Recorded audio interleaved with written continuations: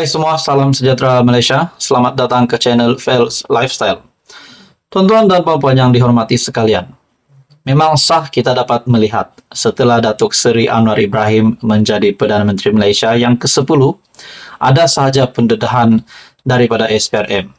Ada sahaja sindiket ataupun salah laku, gejala rasuah yang berjaya dibocorkan, bahkan ada yang berjaya ditumpaskan, dilumpuhkan. Dan bagi saya ini satu kehebatan Perdana Menteri Datuk Seri Anwar Ibrahim hari ini sebagai Perdana Menteri. Dalam sebuah artikel yang mengejutkan, pendedahan SPRM berkaitan dengan ahli perniagaan bergelar Datuk ditahan, wang tunai RM38 juta, emas 200 kg disita. Artikel daripada astroawani.com. Ini pasti mengejutkan ramai. Pasukan petugas agensi penguat kuasa Malaysia ataupun MATF yang diketuai Suruhanjaya Pencegahan Rasuah Malaysia SPRM menahan seorang ahli perniagaan bergelar Datuk dan sekutunya dalam satu operasi besar-besaran Isnin lalu. Operasi itu sekaligus melumpuhkan satu sindiket rasuah, pecah amanah, penyeludupan barang-barang haram dan pengurangan cukai tidak sah pada 24 Julai 2023. Ini satu pendedahan ataupun satu tangkapan yang pasti mengejutkan ramai.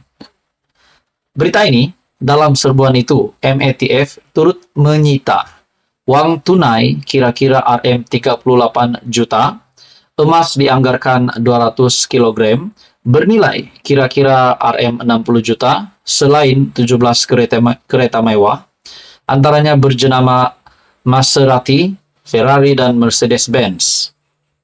Serbuan berkenaan dilakukan serentak di 34 lokasi di Kuala Lumpur dan Selangor, dengan melibatkan kekuatan 315 pegawai pelbagai agensi. Ketika dihubungi Ketua Pesuruhjaya SPRM, Tan Sri Azam Baki, mengesahkan penahanan tersebut dan kes disiasat di bawah Akta SPRM 2009, Akta Pencegahan Pengubahan Wang Haram, Pencegahan Pembiayaan Keganasan, dan hasil daripada aktiviti haram AMLATF PUAA 2001, Akta Percukaian 1967, dan Akta Kastam 1967. Operasi yang diberi nama OP 825 merupakan kes pertama yang dijalankan MATF yang dipengerusikan oleh Peguam Negara. Operasi itu dijalankan dengan kerjasama 6 agensi penguatkuasaan lain, yaitu Polis Diraja Malaysia PDRM, Jabatan Immigration Malaysia JIM, Jabatan Kastam Diraja Malaysia JKDM, Bank Negara Malaysia BNM, Lembaga Hasil Dalam Negeri LHDN, dan Cyber Security Malaysia CSM. Nah, saudara-saudara, satu lagi pendedahan yang amat besar, satu lagi tangkapan, dan juga serbuan yang pasti mengejutkan ramai, terutamanya kepada kepimpinan politik di Malaysia mungkin, termasuk kepada Tan Sri Muhyiddin Yassin, kepada Tun Mahathir sendiri sebagai ahli politik. Saudara-saudara, dalam artikel ini mengesahkan ahli perniagaan yang bergelar Datuk ditahan. Wang tunai pula sebanyak RM38 juta dan juga emas 200 kg disita. Ini satu pendedahan yang amat mengejutkan ramai. Jadi saudara-saudara, apa komen Anda? Teruskan bersama di dalam channel ini. Untuk info yang seterusnya, mohon bantu channel ini dengan menekan butang like, share, dan subscribe. Hai semua, salam sejahtera Malaysia. Selamat datang ke channel Fels Lifestyle.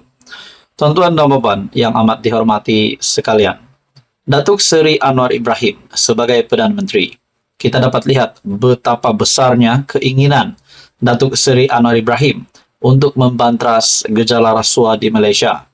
Bukan sahaja hari ini, tetapi kepada apa yang pernah berlaku sebelum ini, ataupun kepimpinan kerajaan yang lama, termasuk kepimpinan Perikatan Nasional Muhyiddin Yassin, dan juga termasuk kepimpinan Tun Dr. Mahathir Mohamad semasa beliau menjadi Perdana Menteri dulu.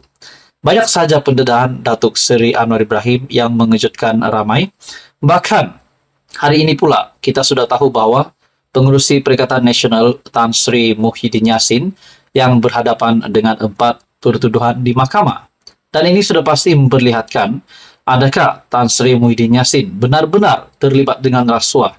Dan begitu juga Tun Mahathir yang seperti mana pernah dinyatakan Datuk Seri Anwar Ibrahim dalam ucapannya yang sebelum ini, walaupun tidak menyebut nama Tun Mahathir, tetapi Tun Mahathir sendiri tampil membuat pengakuan di mana individu yang disebut oleh Datuk Seri Anwar Ibrahim itu adalah beliau sendiri, yaitu Tun Mahathir sendiri. Seperti mana yang kita tahu, Datuk Seri Anwar Ibrahim dalam ucapannya sebelum ini menyatakan ada pemimpin yang mengaut kekayaan demi diri sendiri dan kroni. Dan pada akhirnya Tun Mahathir sendiri menyatakan bahwa pemimpin yang dikatakan Datuk Seri Anwar Ibrahim itu adalah yang dinyatakan adalah Tun Mahathir. Jadi saudara-saudara, kita juga tahu Tun Mahathir dan Datuk Seri Anwar Ibrahim akan berhadapan, akan berjumpa di mahkamah berkaitan dengan ini.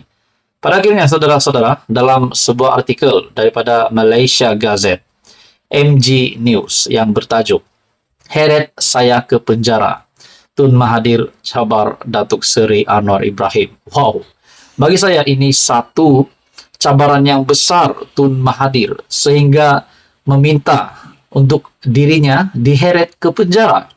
Adakah dengan ini Tun Mahathir mengaku akan membuat pengakuan seperti mana yang pernah dinyatakan Datuk Seri Anwar Ibrahim dalam ucapannya, yaitu pernah mengaut kekayaan untuk diri dan kroni.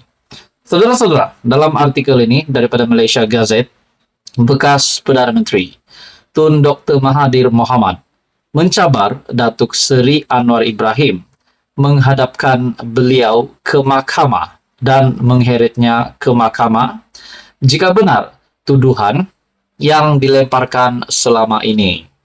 Beliau dan Presiden PAS Tan Sri Abdul Hadi Awang hadir di Town Hall bicara negarawan dan agamawan untuk rakyat Malaysia di Dewan ICT Convention Center.